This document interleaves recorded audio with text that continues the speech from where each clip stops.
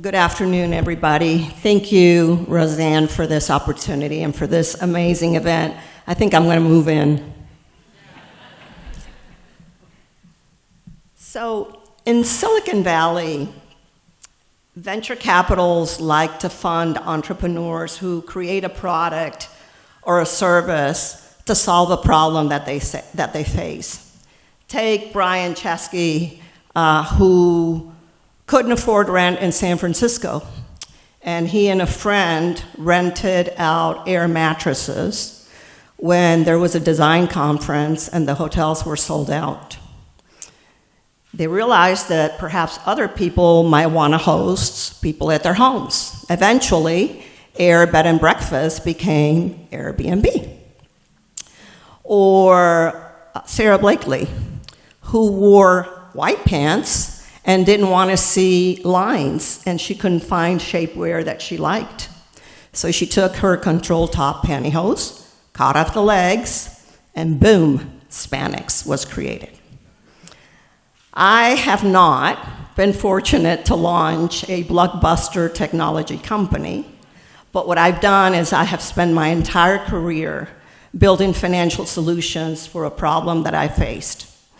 As a Venezuelan immigrant, I started my first job with a bank, and I applied for my first $500 credit card and was turned down by the very bank where I was working. My lack of US credit history meant that I was invisible and unbankable. But I realized that that was not a problem that was unique to me. It was more systemic barriers that impacted thousands of immigrants like myself. And I asked the question, how are we supposed to build credit, get loans, and build wealth and assets for our families when the institutions that are supposed to help us won't help us? But that denial lit a fire in me, and it made me realize that I needed to have a fearless resolve to advocate on behalf of underserved communities.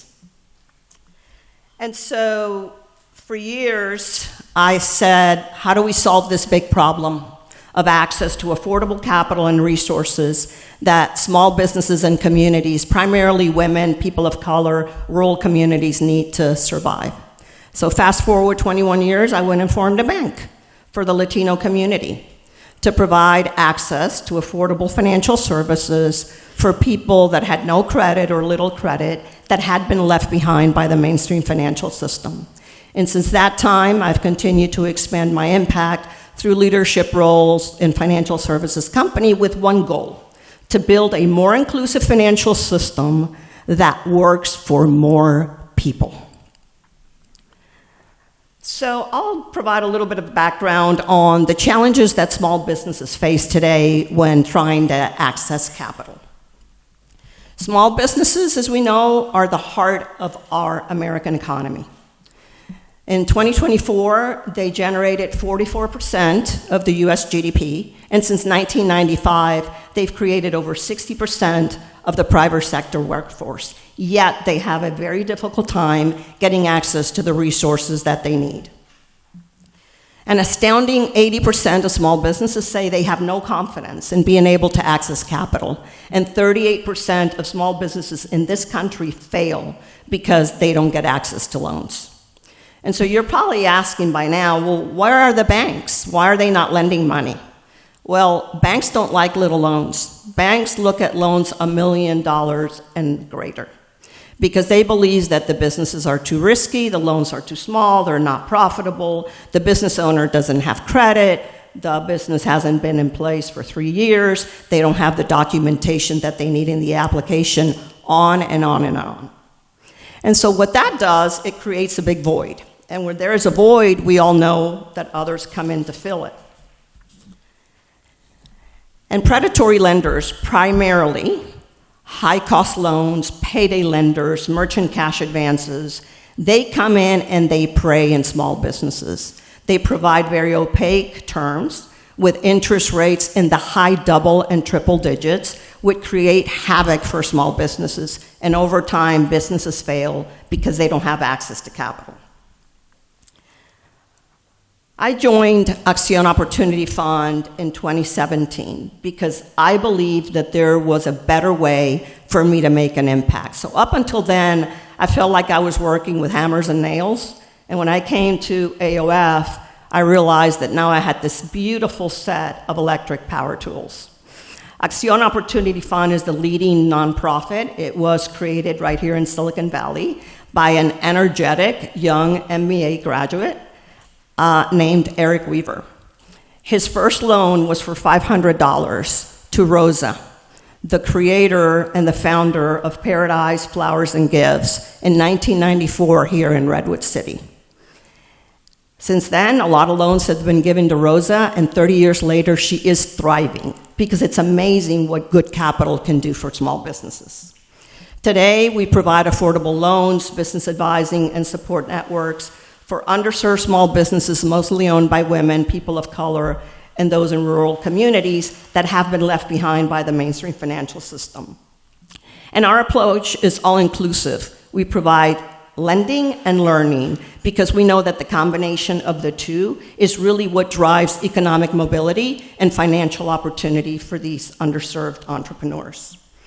And we have not only filled the gap, but we believe that we have improved on how to access affordable capital and responsible lending and learning.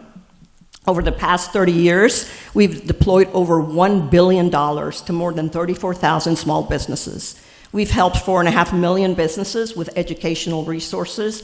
Our loans have created tens of thousands of jobs, and we've invested over $2.1 billion by increasing wages, spending, and tax revenues. In San Mateo County, we deployed about $15 million to more than 650 businesses. So how do we say yes when banks say no? First and foremost, we get to know our customers. We define and create automated credit scoring and underwriting models that really fit the needs of every customer. And with every loan we make, those models get smarter. We go beyond lending. We provide resources, coaching, and community building because that's what builds trust and goodwill, what then makes a good loan they pay back. And then they refer their friends to us to get loans. And we also focus on high tech and high touch. So we pair our digital tools with multilingual live agents that can guide customers through the process because many of them are first-time borrowers, and our teams look holistically at other markets of creditworthiness. So when I look at this group, I feel a kinship. I think that what we all have in common is that we all believe in the promise of America. We believe that America should be a place of opportunity, and it's better because each and every one of us brings something and contributes something, no matter our background or where we came from. What this means for AOF specifically is that we think that someone with grit and a good idea should have an opportunity to bring something that lasts. But too many are locked out of the system, and what we say, if they're not willing to bet on you, we are. When we talk about equity, we're not talking about redistributing scarcity. We're talking about expanding opportunity. What does this look like? It looks like Rosa, who came to the US, Redwood City, opened a business to build a better future for herself and for her family. It's also about veterans launching machine shops, home cooks building and starting their mobile food trucks, farmers investing in their operations, long-haul truckers investing in their rigs. Equity means that the corner coffee shop has the same shot at a responsible loan as the national chain. It means that we invest in people who have been left out, not because they're not capable, but the system never saw them. We back overlooked people, places, and ideas because we know that when we give a business a loan and they pay us back, we take that money and we give it to another business. And friends, that's not charity. That's smart business economics. We are building a movement at AOF, not just a business model. California is our home court, but we play at the national level. We started in California, and that's where the majority of our lending has gone, northern and southern. We just launched the SoCal Rebuilding Fund to help businesses recover from fire. But this is just the beginning. This is just the start of our journey, and it's not just about us. We believe, as the largest small business nonprofit lender, that people should understand that there's nothing small about small businesses, and that investing in businesses is good businesses. And if we can continue to scale and help small businesses thrive, we will be able to attract more capital into the segment. I want to leave you with this thought. The last decade has been characterized by increasing wealth inequality and decreasing economic mobility, particularly for communities of color. Together, let's make a commitment that the next decade will be characterized by equity, inclusion, and shared prosperity for all. Thank you.